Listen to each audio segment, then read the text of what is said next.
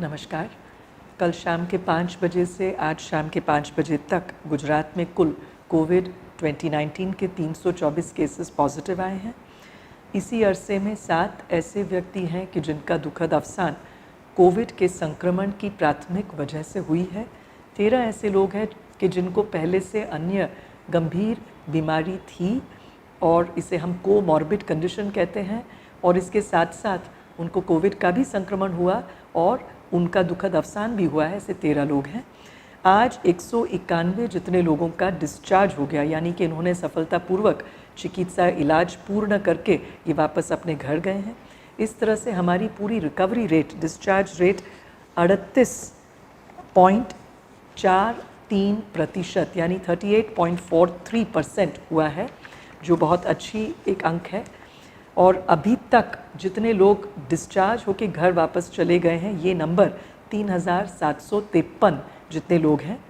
और अभी तक जितने पॉजिटिव लोग आए हैं 9592, और अभी जो स्टेबल पेशेंट्स हैं 5210, और जो क्रिटिकल केयर पर है वेंटिलेटर पर 43 लोग हैं। 43 लोग अभी तक जो टेस्ट किए हैं हमने 1,24,709। आज हम खास एक बात कहना चाहते हैं, क्योंकि ऐसी भी मीडिया में रिपोर्ट्स आ रही हैं कि गुजरात टेस्टिंग पर्याप्त मात्रा में नहीं कर रहा है। ये बात बिल्कुल सही नहीं है। अलबत्त रोज़ाना ये टेस्टिंग की जो अंक है, संख्या है, इसमें थोड़े अप्स एंड डाउन्स, ऊपर नीचे हो सकते हैं, पर अगर हम कुल मिला के टेस्ट्स प्रति मिलियन यानी कि दर 10 लाख की आबादी में कितने टेस्ट्स किए हैं, तो गुजरात ने 1858.79 इतने टेस्ट्स पर मिलियन किए हैं।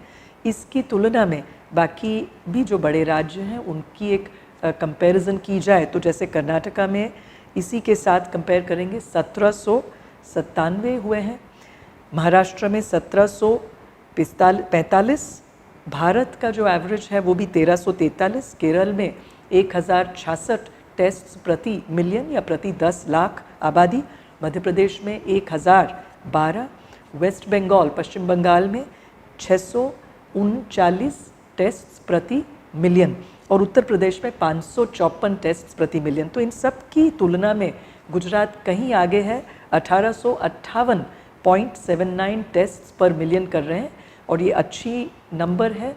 और डेफिनेटली इस एवरेज को हम लोग मेंटेन कर ही रहे हैं ऑन अ वीकली बेसिस। एक आध दिन ज़्यादा हो कम हो, पर ये एवरेज बिल्कुल हमारा अच्छा है। पूरे देश में हमारी टेस्ट्स पर मिलियन कहीं आगे है, कई राज्यों से कहीं आगे है।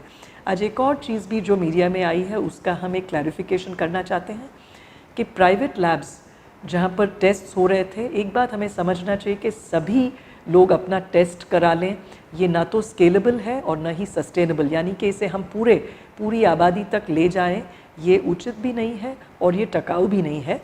और मात्र ICMR के जो गाइडलाइंस हैं उसे हमें फॉलो करना चाहिए कि जितने पेशेंट्स सिम्टोमेटिक हैं, जिनको वाकई लक्षण हैं, प्रॉब्लम्स हैं, उनकी टेस्टिंग होनी चाहिए। तो ऐसे कंप्लेंट्स आ रहे थे कि जो एसिम्टोमेटिक लोग भी हैं उन सब की भी टेस्टिंग की जा रही है, और उसमें राशि भी टेस्टिंग के लिए प्राइवेट लैब्स काफ़ी इसमें रकम लेती हैं।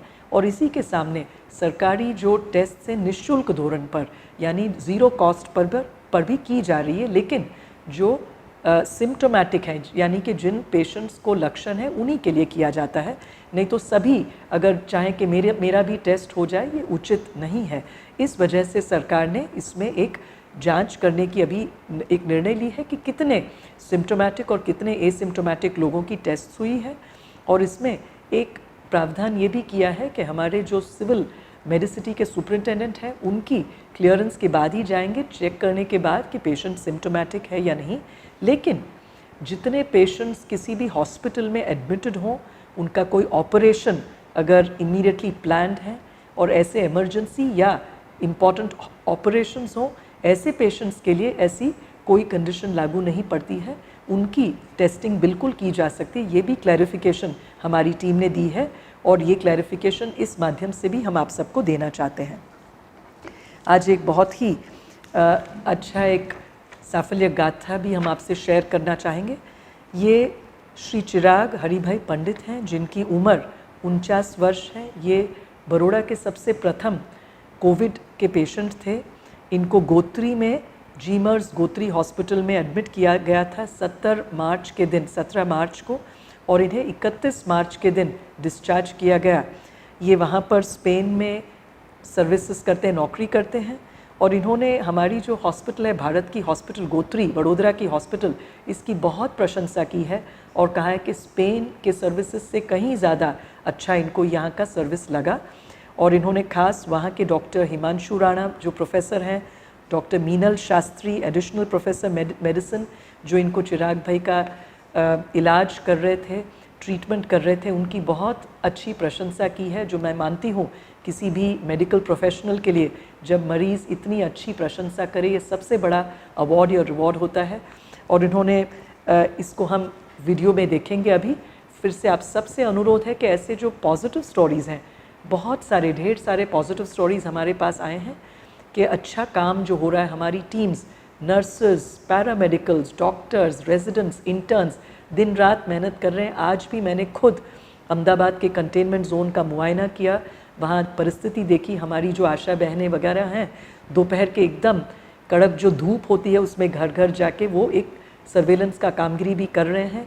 श्रीमती मनीषा चंद्रा हमारी जो सचिव हैं women and child development department की, वो भी इसका पूरे गुजरात के सर्वेलेंस का कामगिरी का कार्यभार संभाल रही हैं। और इसी तरह से आज हमने एक हमारी UN मेहता हॉस्पिटल, जहाँ से अभी हम बोल रहे हैं, या हमारे माननीय डेप्यूटी CM साहब नितिन पटेल साहब की अध्यक्षता में सभी अच्छे हमारे जो टॉप निष्णात हैं, तज्ञ डॉक्टर्स हैं और सीनियर ऑफिसर्स भी हैं और प्राइवेट डॉक्टर्स भी हैं, इन सब की एक मीटिंग बहुत सफलतापूर्वक हुई है।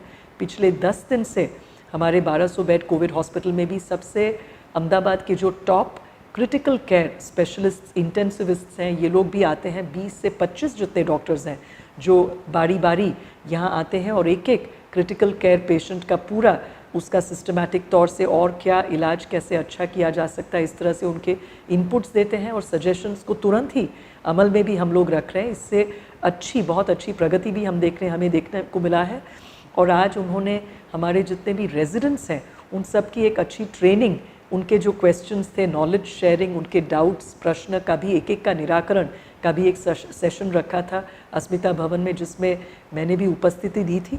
तो इस तरह से हम अगर देखें तो पूरी टीम, हमारे नर्सेज, ये सभी लोग, डॉक्टर्स दिन रात मेहनत कर रहे हैं। हम चाहते हैं कि बिल्कुल इस लड़ाई में आप सबकी भी सहकार हो।